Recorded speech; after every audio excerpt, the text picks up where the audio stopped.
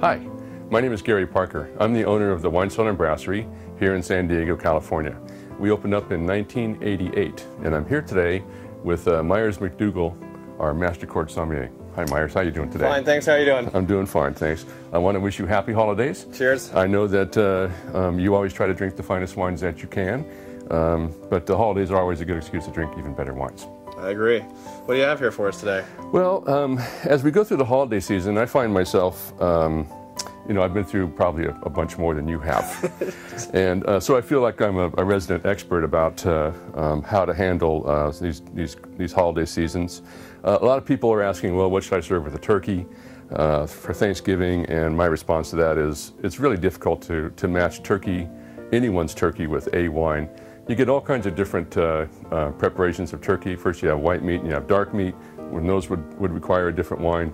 If you have a spicy stuffing, if you have a mushroom stuffing, if you have a fatty stuffing, if you have ham in it, that would require a different wine.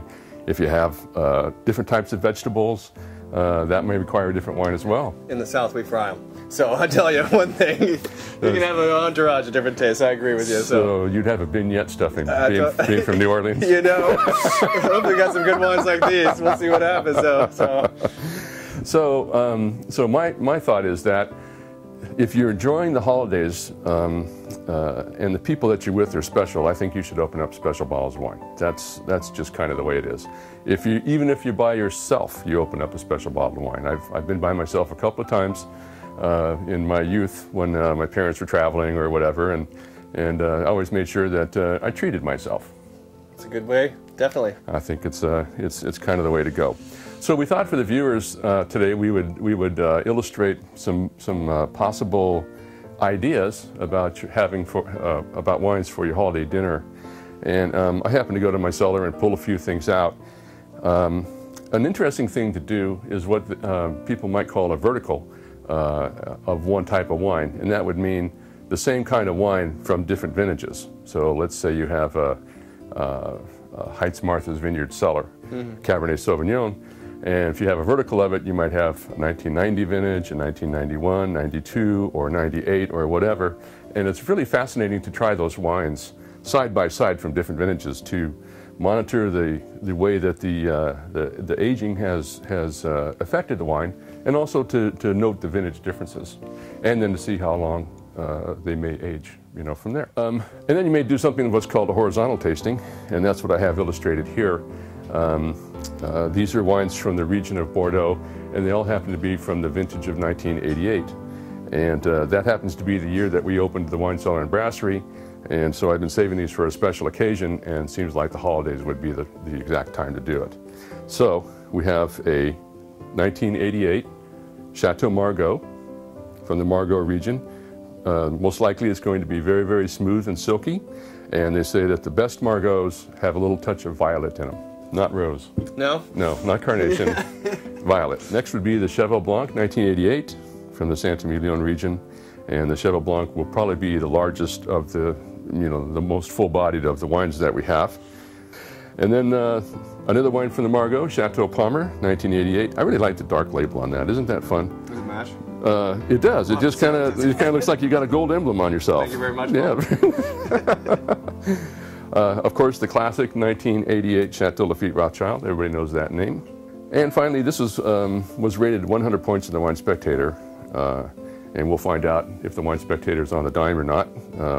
Chateau Mouton Rothschild. It's a great time to open up those big bottles of wine. And big bottles, I'm talking about not going to the store and getting the Burgundy or the Chablis out of the supermarket shelves, but I'm talking about magnums and double magnums or larger of a wine that you may have or you may want to purchase. And so I brought something to illustrate here. This is another Bordeaux. It's from the vintage 1985, and it's called Chateau Léoville-les-Casses, and it's from Saint Julien. There's actually 4 bottles of wine in this. It's called a double magnum. 3.0 liters of wine, 4 bottles. How many people do you figure that's good for? I don't know, but at my parties I think it's just a couple. I wouldn't let my grandmother next to this one either. No? So, yeah, well maybe, she's nice, we'll see. I think the box wine you were talking about will work a little bit better, but Yeah, this is a fun bottle for you as well, and I think this is the only second growth you have in the lineup today, which is a nice difference. And don't these age a little bit better, Mr. Parker? In the full bottles, yes. And that's another thing that I've done in the past. I've taken double magnums and regular size bottles, 750 milliliters, and drank them next to each other. Oh, wow. And all of the larger bottles, without exception, seem to be less evolved and better aged in the bottle than do the 750 milliliters. So this is a wine that's supposed to last 30, 40, 50 years in the regular 750. Oh, wow. So I'm going to have to drink this before I die. But, you know, I know it's going to be around as long as I'm alive. Yeah. So holiday's a good time to do it? It could be. It could be. Well, what do you think about? What are you going to have for the holiday season? What do you like to do? I don't know. I pulled a couple of these bottles here. The Etienne Cézé, Puligny Montrachet, La Perrier, and it's a 2006, and the Chateauneuf de Pape 2006. And you know, both these wines I think pair well with a lot of different items that we have for the holiday seasons, first courses and second course. I always think of Turkey and Rhone region just for me. Oh, and God, you know, yeah. if you get the leg with the dark meat, and if you use any spices, I think Chateauneuf de Pape's great. Especially the last two vintages, we have just wonderful wines. And then I think the Puligny Montrachet is a nice crowd pleaser. So it's a very approachable wine for my guests as well as that's what I like to drink. So, but if they like the bigger style Chardonnays, they can kind of lean into it because I think it does have some characteristics that the Californian palate can adhere to. So I like those as well. I think that's really important to take a wine that you really enjoy. Yeah. I love these guys. I'm gonna be sitting in the corner drinking some wine. Yeah, you guys go have your whatever you're gonna have. I'm gonna have my Puligny Montrachet. But with my big smile on my face, they'll probably like, can I get a sip of that? I'm like, okay. So now, see, the Puligny, I think that's a great call because it has such force and fortitude that it can stand up to a multitude of different dishes. I mentioned earlier mushroom in the stuffing, or spicy stuffing, or vegetables of different preparations.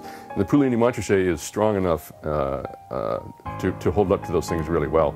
And when you brought out the Rhone wine, the Chateauneuf de Pape, I was totally excited because that's really what I enjoy a great deal of the time. And those wines are quite versatile as well. And as Myers mentioned, the last two vintages that we've had, 2006 and 2007, are both stunning, especially 2007. And for any of you people out there that are collectors, if you don't know by now, if you see a 2007 Rhone wine on the shelf, take it off the shelf and put it in your wine locker.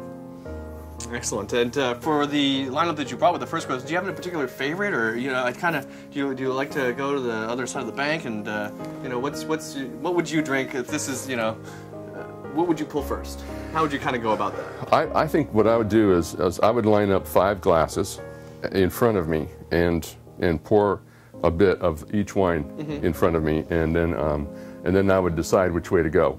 And what time is this happening and where? Because Well, you have to go to my mom's house. You know?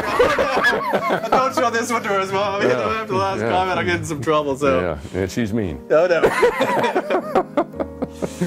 Well, excellent. Well, so which one do you think first? Would you go in the order that you have it, kind of, or? Oh, that's an interesting question.